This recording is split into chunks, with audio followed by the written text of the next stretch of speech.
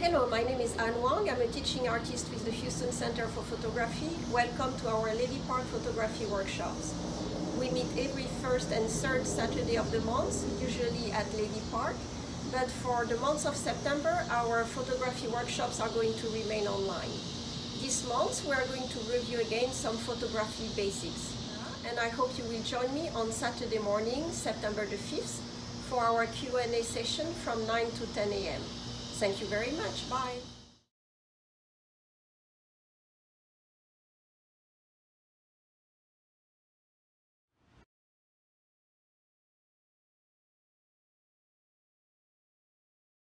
Welcome any type of camera, from the fanciest DSLR to cellular phones. And actually this year we had really a lot of fun with some of our participants that came with their iPhone. And we have also participants that come with their point and shoot. So really the important thing is not the camera but the eye. And also the camera doesn't do the photographer. It's not because you are buying a fancier camera that your pictures will get better.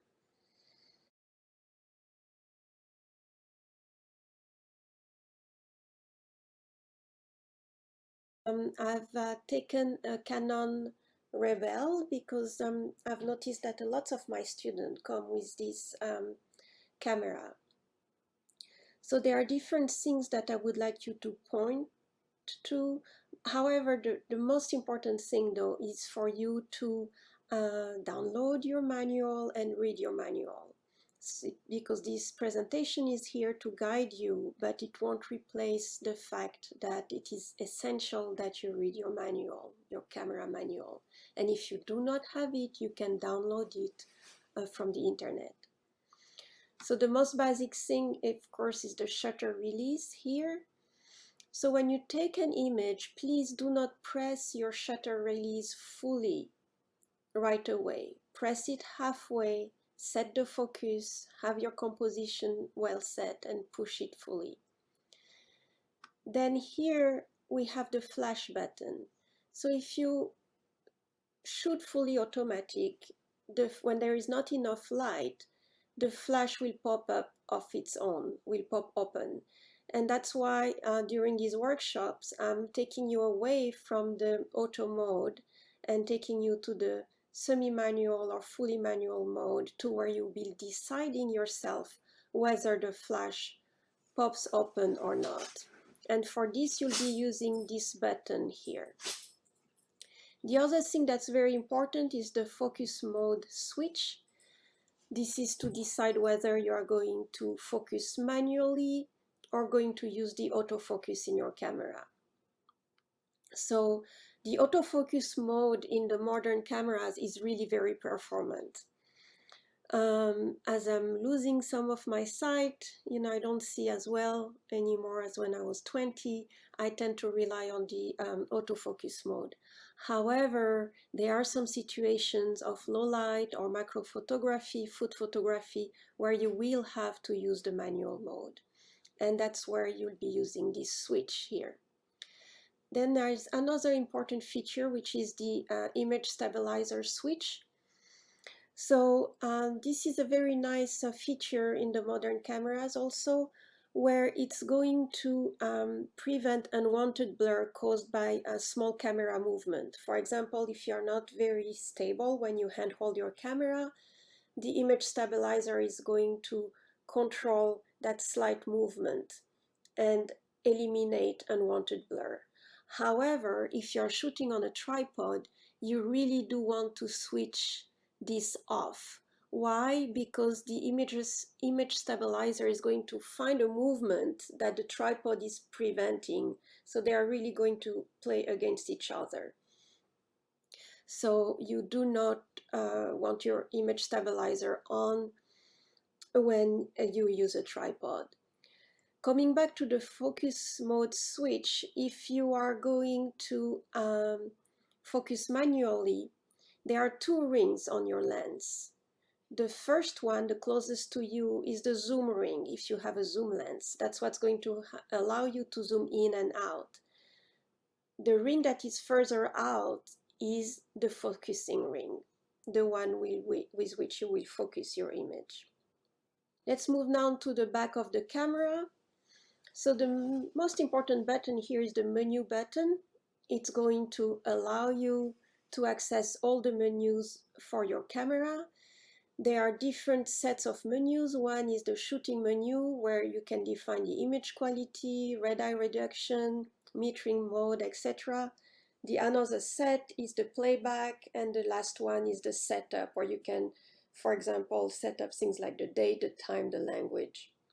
However, there are certain features that you can access not only from your menu button, but a lot quicker from the Q button here, quick control.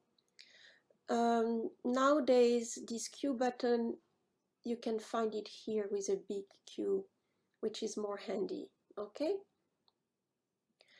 The other thing that is important here is the dioptric adjustment knob. So if you're wearing glasses like me and you look through the viewfinder of anyone else cameras, everything is going to be blurred. So what the dioptric does for you is that you can turn that little knob here either towards the plus and the minus until all the information that you can see in your viewfinder, like the symbology, like the grid, the exposure information, the focus point, is in focus. If everything is blurred, your image and the symbology, it means that you need to adjust your diopter. The other thing here is this navigation control. Okay, so this ring here is going to help you navigate through your quick view and through your menu. Okay, and we'll come back to the rest after, but very quickly, this is to select your focus point, this is to view your images, and this is to view any images you want to delete. From the top of your camera, there is two important dials that I want you to remember.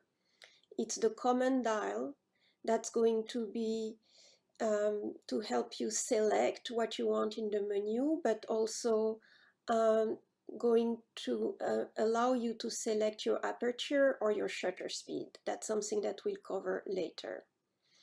This is the mode dial, and I'm going to cover this in more detail in the following slides. So the dial mode.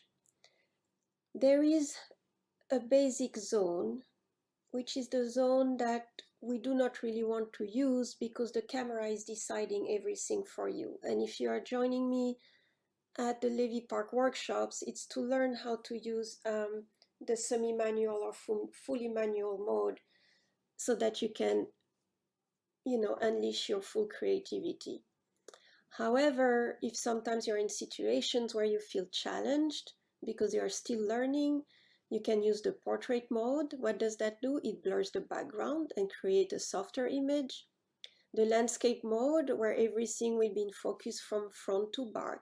It's a very sharp image with vivid blues and greens. And this is the macro mode to shoot flowers or close up things. And this is the moving subject mode. However, to move to the creative zone, okay? And in the creative zone, I really want you to use TV, which is shutter priority, the shutter priority mode. As the user, you will set the shutter speed. When do you want to use this mode? You want to use this mode when you want to convey the sense of motion, or where you want to freeze an action, or when you are panning. There is a full workshop on panning and shutter speed later in the program. The other one is aperture priority. Aperture priority is where the user is going to set the aperture.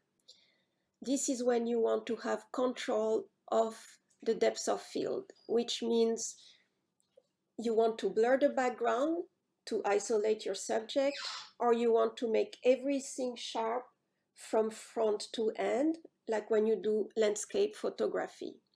The last one is the manual exposure. I like to have my students start first with aperture priority and then use shutter priority when there is a need for it, and then we move on to manual. However, some of you are ready to start with manual, fully manual mode, and that's fine. We can do that together. So, the quick view, I was mentioning to you earlier on the quick view. That's the cue here. And the quick view is wonderful because you can access on one screen all the things that I really would like you to learn how to set so that your camera is set appropriately. So you'll choose your shooting mode, the shutter speed will display, the aperture. I want you to choose the ISO depending on the lighting situation. I do not want you to shoot on auto ISO unless really you are learning and you feel challenged and that's too many things to control, then yes. And the light conditions are changing a lot. Okay, that's fine. We can go to auto, but I'd rather have you set your ISO automatically. The ISO is how sensitive is your sensor to light. Then the picture style here, we'll cover this later. Then the white balance, which is the quality of the light. This is the autofocus mode. How do we want to focus? Do we have a moving object or not? This is how I'm selecting my focusing point depending on the subject I have in front of me and my composition. This is the drive mode. Do I want to burst one picture or several pictures at the same time? And this is the metering mode. How am I going to expose my image? And this is the image quality. We always want to shoot at the highest quality we can, because if you paid a lot of money for a camera,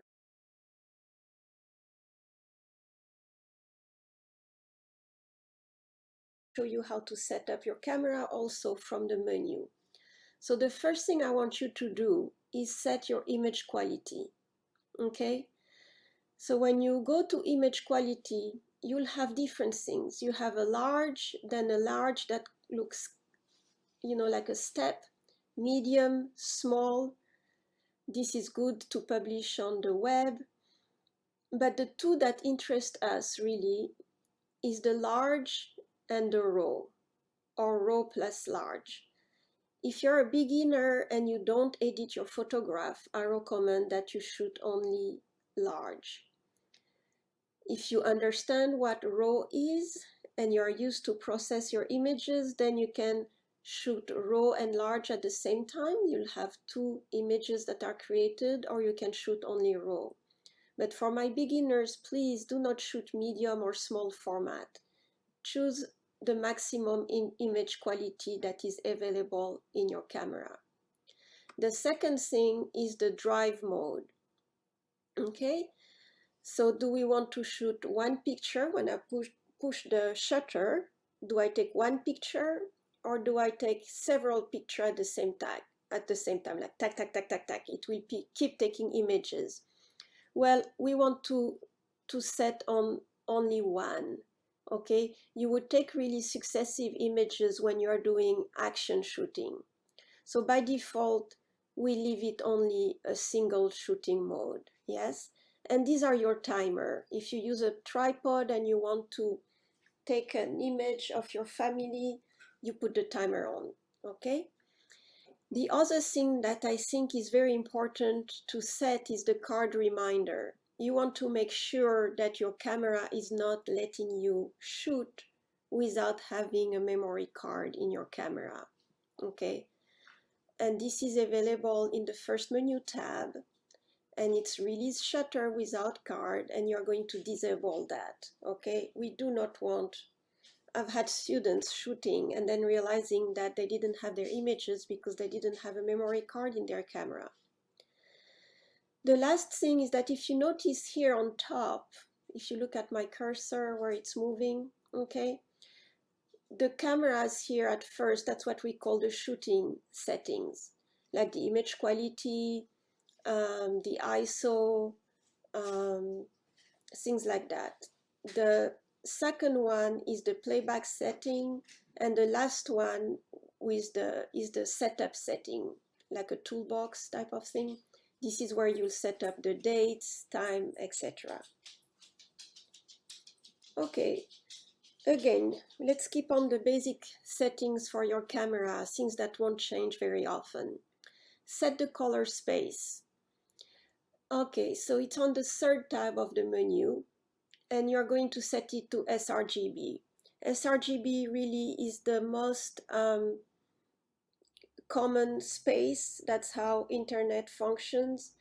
Adobe RGB has its advantages, but for now, as a beginner, or even I use sRGB because it makes the workflow so much easier. Okay, it's recognized. It's a common standard. There is a very nice feature which is about formatting card. You can find this in the first tab of the tool menu. So what that does when you select format card, it will erase all data and images on the card. Basically, it reformats your card so that it's clean for your new shooting session. Then on the second tab of the tool, of the setting tool, you can find how to set the date and time for your images. And I think that's very important so that you can catalog your images accurately. The next thing, it's in the shooting menu, the second tab, it's the white balance. Okay, so what is the white balance? The white balance basically is allowing you to identify what is the quality of light in which you are shooting, whether it's daylight, shade, cloudy, tungsten, white, fluorescent, a flash, or a flash. So what does that do? It's going to be able to render the true colors and render white as true white. Okay, so here you have some example of different colors depending on the light that you have around. For example, if you take an image within your house, you might want to set your white balance to tungsten, otherwise it would be tinted. If you are in an office lighting, you might want to set up your white balance to white fluorescent light. In most of the people set it to daylight. For me, because I'm used to process my images in Lightroom, I can easily fix the white balance in Lightroom. So I choose to put my white balance in automatically, auto white balance. There are some people that like to have a warm feel to their image like this. And so they will set their white balance always on cloudy. For me, the images turn way too orange. So it's a matter of taste. That's something you will have to experiment with. So I really recommend that you go and shoot outside and change your white balance, then come back inside in artificial light, put the lights on, shoot again a few images and play with the white balance and see what happens. So now I want to talk about something, the picture style here. That's that button here. So I access, you click on quick view, select the picture style, and I'd like you to, I used to set my picture style to neutral, but I've discovered that actually faithful might be better because there is a better rendering of the natural colors. And again, this is like shooting automatic versus manual. If you set the picture style to standard, portrait, landscape, or monochrome, well, no, let's say the first three, standard, portrait, or landscape, you see that these numbers change here. So basically what the camera does, it's going to edit your images for you. So you really do want to have it either on neutral or faithful, where everything is set to 0. Then picture style, it's also where you are going to go if you want to shoot in black and white, and you'll set your picture style to monochrome. But for now, before you come to the workshop at Levy Park, set your picture style to faithful if you're shooting in color. Start.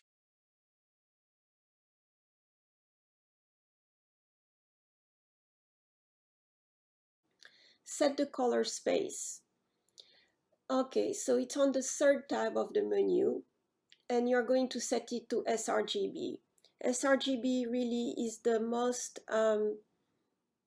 common space. That's how internet functions. Adobe RGB has its advantages, but for now, as a beginner, or even I use sRGB because it makes the workflow so much easier. Okay, it's recognized. It's a common standard.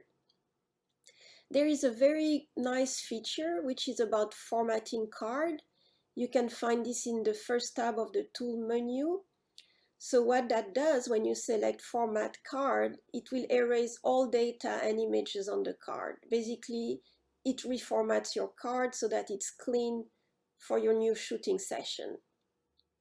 Then on the second tab of the tool, of the setting tool, you can find how to set the date and time for your images. And I think that's very important so that you can catalog your images accurately.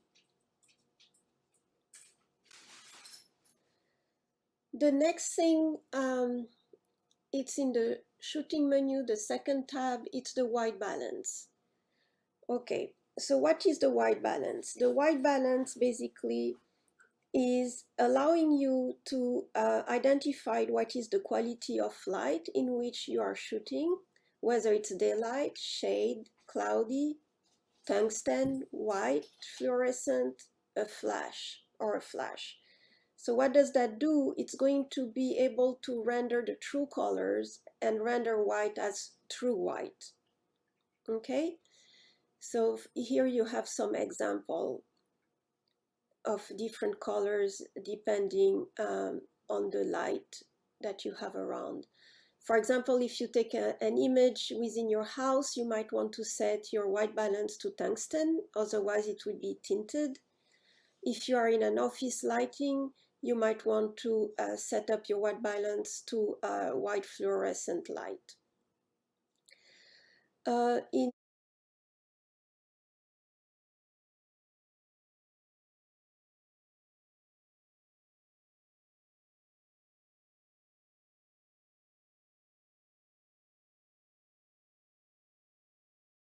Okay, so I'm going to cover aperture priority first. So you are going to use the mode dial on top of your camera and put it on the AV here. Okay, so when you are on the quick view screen, you will see AV as a shooting mode, and you are going to be able to control the aperture. So how do you control the aperture? You are going to use the command dial here. Move it to the right or to the left, and your aperture is going to increase or decrease. Aperture. Aperture is a hole within the lens. And what that does, it's going to control the amount of light that is reaching the sensor. And the sensor is really what captures your image. We've talked about that early in the presentation. And the aperture is expressed in what we call f-stops. And something that is not really, is a bit counterintuitive, is that the smaller the f-stop, f1.8, the bigger the hole, okay? Meaning the more light gets in and hit the sensor. The bigger the number, f22, the smaller the hole. Here there is a very, very small quantity of light that reach the sensor, okay? And this is what we call a stop, 1.8 to 2.8, then 2.8 to 4.0, then to 5.6, then to 8, to 11, 16, and 22. It's important to remember that. In each of these numbers, it's a full stop.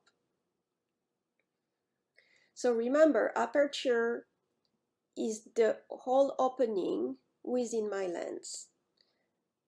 What does that do? We want to be on aperture priority when we want to control the depth of field. So if you see at f2.8, my first pen here is sharp, but the last one is totally blur. And as I increase my aperture and decrease the size of the hole, a wider range of pencils are going to be in focus, okay? So let's say I'm taking a portrait. This is the face of the person, and I want to have everything in the background a nice blur. Then I will shoot at smaller aperture.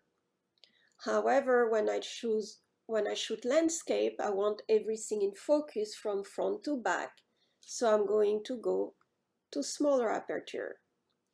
Big aperture, small number for portraits. Small aperture, big number for landscapes. And I really encourage you to do that exercise either with different objects that are put in a row, or the pencils like in the previous slide, and then shoot and see what's going to be blur and what's going to be in focus, okay? So usually when you focus on something, the 1/3 behind and the 2/3, the 1/3 in front and the 2/3 behind the subject, that's what's going to be blur, okay? And as you use a smaller aperture, the depth of field is going to increase. Does that make sense? I think it's a very self-explanatory slide that shows that as you use a smaller aperture, your depth of field range is going to get bigger. And again, please do the activity that is in the previous slide. So there is some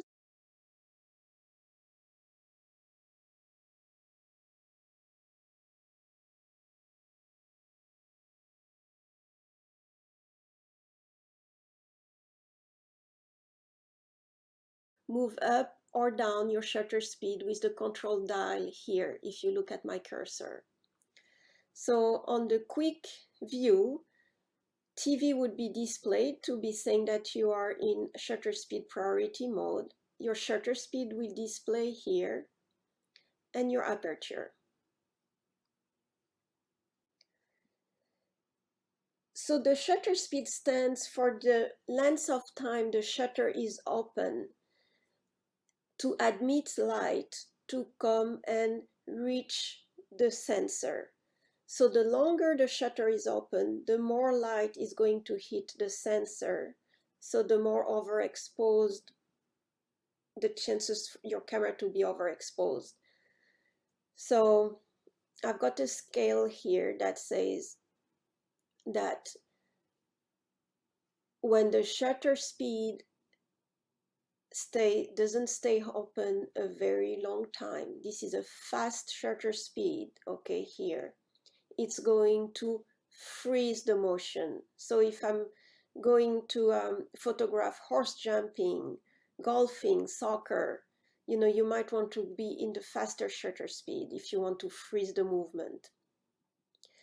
Then if you go here 30, you are starting to really show movement. If you have a pedestrian walking, someone biking by, or a bird flying, you are going to see the movement in the wings, the blur of the bike, okay? And down here, these are extremely slow shutter speed when, for example, you have a waterfall and you want to have, that foamy cotton look in the waterfall. This is photographed with a tripod as a very slow shutter speed. Talking about tripod, really 1/60 here, okay, If you're 1/60 and above, you can shoot and handheld, like holding your camera. If you are at 1/60 and under, you really need a tripod, otherwise you're not going to have a sharp image, you're going to shake, and the camera is going to register not only the movement of the subject, but you moving the camera up and down because you are shaking. Okay? So this example here, again, that's a hands-on activity you can do at home. You have different shutter speed.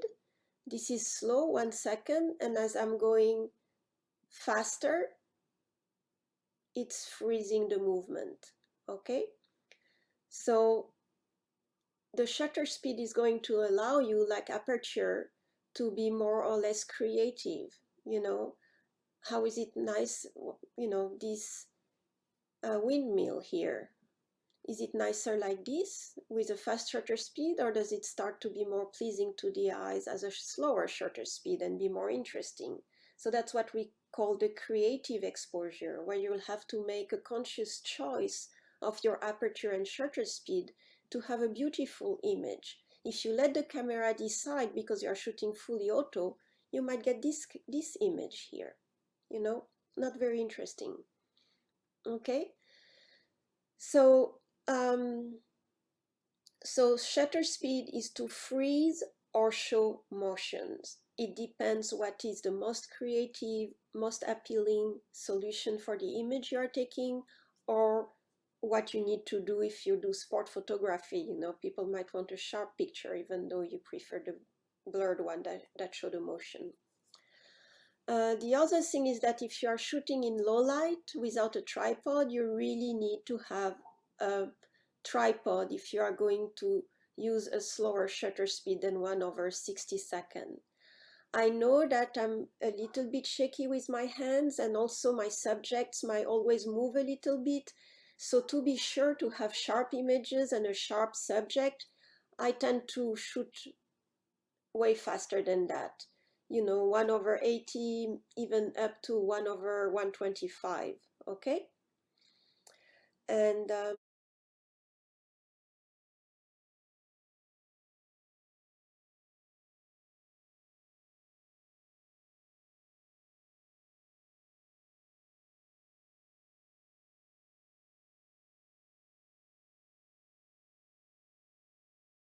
okay, the bigger the ISO, nowadays they go really high, 2500, the more sensitive it is to light. However, so here there are some guide, 100 when it's really sunny. When you come to Levy Park, I don't want you to have your ISO on auto, so you'll go to 200. If it tends to be like a cloudy, dark day, you might want to move up to 400, but we would stay in that range here, okay? When you move at a very high ISO is that you're going to lose quality in the image. You are going to have what we call noise. In the time of film camera, we called it grain, and grain could actually have some charm. It was quite nice. However, in the world of digital images, it's truly noise. And you see here, you get a bokeh of, you get some weird colors, that start to appear.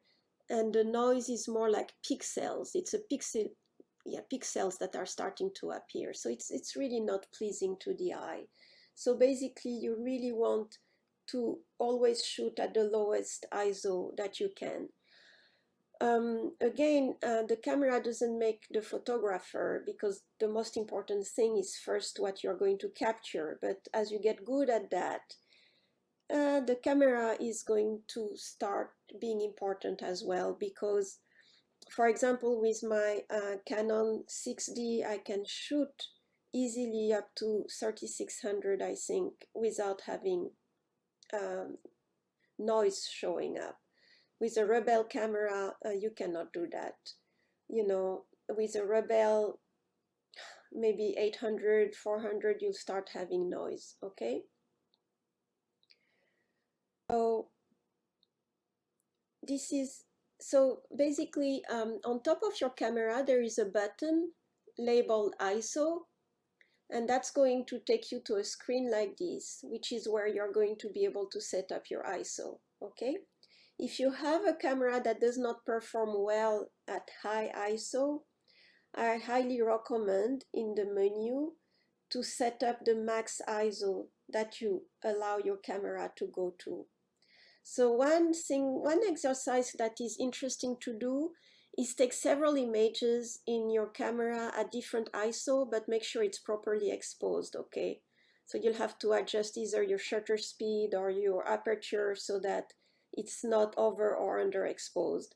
But change your ISO and look at which point your images are starting to break down, okay? When do you start to see noise coming in? Okay,